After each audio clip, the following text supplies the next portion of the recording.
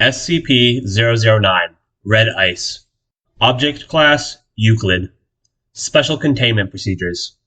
Object is to be contained within a sealed storage tank of heat-resistant alloy with dimensions not less than 2 meters by 2 meters by 2 meters. Under no circumstances should SCP-009 be exposed to temperatures in excess of 0 degrees Celsius when not undergoing testing, and no water-based solutions shall be allowed within 30 meters of the object's containment area. Object's chamber is to be fitted with temperature sensors which must be monitored at all times, and is to be kept refrigerated by no fewer than 3 redundant cooling units. Any malfunction of sensors or of coolant systems is to be reported and repaired immediately. If at any time the temperature in the containment area climbs above -5 degrees Celsius, the chamber is to be locked down and flooded with coolant until temperatures return to safe levels, -30 degrees Celsius to -25 degrees Celsius. Containment area is to be kept in total vacuum during testing, and personnel interacting with SCP-009 must wear full environmental protection gear. Following testing, all equipment, personnel, and other materials must undergo dehydration procedures and be quarantined for no less than 12 hours. Any moisture found displaying properties of SCP-009 is to be quarantined and added to the containment area as soon as possible. Living organisms found to be contaminated by SCP-009 are to be terminated by chemical desiccation and extracted molecules of SCP-009 added to containment. Description: SCP-009 is approximately liters of a substance which superficially resembles distilled water, H2O, except with a distinct bright red hue. This red hue is discernible in all phases and serves as the most expedient method of identifying contaminated matter before its anomalous properties manifest. In contrast to mundane water, SCP-009 assumes a liquid phase at temperatures between -100 degrees Celsius and 0 degrees Celsius, and a solid state above those temperatures. At temperatures below -100 degrees Celsius, SCP-009 vaporizes into a gaseous phase similar to steam. Examinations of the atomic structure of SCP-009 have proved inconclusive. The substance appears to be identical to normal water molecules, with the exception of, in contrast to standard laws of enthalpy. Dr. Site, resident expert on xenospatial physics, suggests that SCP-009 may originate in a universe with alternate physical laws. The most hazardous property of SCP-009, however, is its ability to contaminate normal H2O. When in contact with any aqueous solution, SCP-009 will, through unknown mechanisms, transfer its anomalous properties to other objects and creatures. Testing has shown it capable of assimilating ice, steam, tea, fruit juice, seawater, blood, and the time it takes for this process to occur varies depending on temperature and the exact chemical composition of affected matter, and has been observed as taking between 3 minutes and hours. Experiments on D-Class personnel have illustrated the process of conversion by the substance, which has been found to follow a consistent pattern. 1. Initial exposure. Subject is exposed to SCP-009 and it begins assimilating any moisture present on the exposed surface. Creatures in this stage do not commonly notice any unusual symptoms except for a slight warming sensation. 2. Surface conversion. Frost begins to form on the exposed area as the heat produced by the subject and SCP-009 itself raises its temperature above 0 degrees Celsius. This stage can take anywhere from 1 minute to hours, during which time subject begins to feel crystals from the epidermis. 3. Deep tissue conversion. Exponential increase in temperature of SCP-009 causes runaway reaction throughout subject's body, resulting in actual blood loss is minimal due to ice crystals, allowing subjects to remain alive and conscious for up to hours. 4. Testing on D-Class personnel was discontinued as of April 23, 2000. Addendum. Circumstances of retrieval. Subject was found in Alaska on November 5, 19. The Foundation became involved after reports were obtained from the native tribe, who came across the mangled bodies of a team of seal hunters which had apparently been shipwrecked kilometers from the village. All victims were found encased in red ice. Cause of death recorded as internal bleeding, though closer examination found it is surmised that low ambient temperatures in the area retarded the freezing process. This prolonged the time to total conversion by hours and allowed victims to remain conscious until. Origin of SCP-009 is currently unknown. Investigation into similar events or materials in the area is ongoing. Evidence at the scene suggests possibly involving SCP See Exploration Log A009-1 for details. Addendum, November 9, 19. After initial report and retrieval of specimens, it was confirmed that the arachnoid entity found by MTF-B7, see attached file, was indeed a previously unknown instance of SCP-3023. Investigation revealed the instance originated in as a result of Addendum, December 6, 19.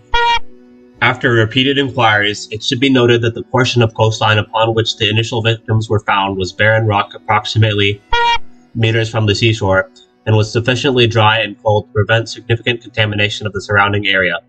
Had the site been closer to the water, there is little doubt an extinction-level event would have ensued. Consideration of upgrading SCP-009 to Keter class under review. Addendum, December 16, 2000. Supercooling of SCP-009 for the purposes of experimentation is disallowed until further notice. Personnel are advised that liquid nitrogen is only to be used on the subject in controlled amounts and only until temperatures have reached acceptable levels. Related note, possible application of SCP-009 in cold fusion research pending evaluation. A memo from O5 Command. January 9th, 2000. We've decided to keep this thing Euclid for now. We understand the concerns raised, but as long as you keep the power on and nobody goes near its containment area, there shouldn't be a problem. That's why we're keeping it in sight, after all. As for the cold fusion research, we're putting a pin in that for now. Frankly, we don't have it in the budget for another snafu like site. The salvage team still hasn't found Dr. Cross-testing report 9507F23. The following experiment record was recovered by a chance occurrence of SCP-507 shifting into a universe in which the described test was carried out using SCP-107. The applicability of the reported findings to our own universe is pending review. Input: 10 milliliters of SCP-009. Result: red snow fell in test area for 27 minutes with moderate intensity. Grass growing in test area began runaway reaction which ended with entire area being frozen within minutes. Notably, anti-enthalpathic reaction of SCP-009 did not extend past the effective radius of SCP-107 for reasons still under investigation. Non-grass plants in area turned bright red in color, greatly expanded, and mutated to display cyan-colored tentacles similar to those of species Drosera capensis. Mucilage produced by these tentacles later found to be tiny beads of SCP-009. How the plant is able to survive with SCP-009 integrated into its cell structure is currently under investigation, with preliminary hypothesis being the plant is a reflection of flora from the substance's native universe. Exploration Log A009-1. Exploration Log, November 5th, 19. Beep. Situational Report. Mobile Task Force Beta-7, the Hazmatters, was deployed to the recovery site to catalog and safely retrieve samples of SCP-009 for transport to site. Agent Bryce, MTF-B7, made a visual inspection of the area and noted 3 bodies, all male, between ages of and 40 years. Dr. also on site, surmised from the relative position of subjects that Mr. age 32, hereafter referred to as Subject 0, was the origin point of. Subsequent subjects are presumed to have been exposed to SCP-009 while attempting to help Subject 0 back to the wreckage of the boat. During standard perimeter sweep, Agent Hughes located what appeared to be humanoid tracks leading northeast. After brief deliberation, a 3-man team consisting of Agent Hughes, Whitmore, and Cassidy was dispatched to investigate potential security breach. Begin log, 6:42:43 EST. Agent Hughes: We've found something, Control. It's a cave. The tracks lead inside. Control: Copy, Hughes. What do you see? Hughes: Looks like a crack in the ice. It's maybe a meter tall. The opening's not very wide. Agent Whitmore: Captain, we got a body. Unidentified shuffling noises are heard. Control: We didn't copy, Hughes. Repeat. Hughes: There's a subject here, Control. Frozen in the skip. Male. About 15. Looks like he was trying to crawl away from something. There's a spear gun here. Also frozen. It's been fired. Control: Any signs of trauma? There's a pause. Agent Cassidy: Without touching him, I can't be sure. But it looks like he was stabbed by something. See how he's gripping his chest here? Right where this spike is growing out. He might have been attacked. Hughes: Did you hear, Control? Control: Affirmative. Tag the coordinates for recovery and proceed to the cave. Whitmore: We using live fire, Captain? Hughes, there might be hostiles, so yes, but keep them in single shot mode. We don't want the guns getting too hot. Cassidy, good call. Don't want to end up like this guy. Whitmore, yeah, that's for sure. Agents ready their weapons and proceed. Approximately 2 minutes pass. Whitmore, Control, Please repeat. Hughes, we didn't copy. Hughes, there's a chamber in here, Control. I'd say 5 or 6 meters in diameter. It's filled with red ice. In the middle, there's a pool. Looks about 3 meters wide. Depth unknown. Cassidy, the fuck Gunfire.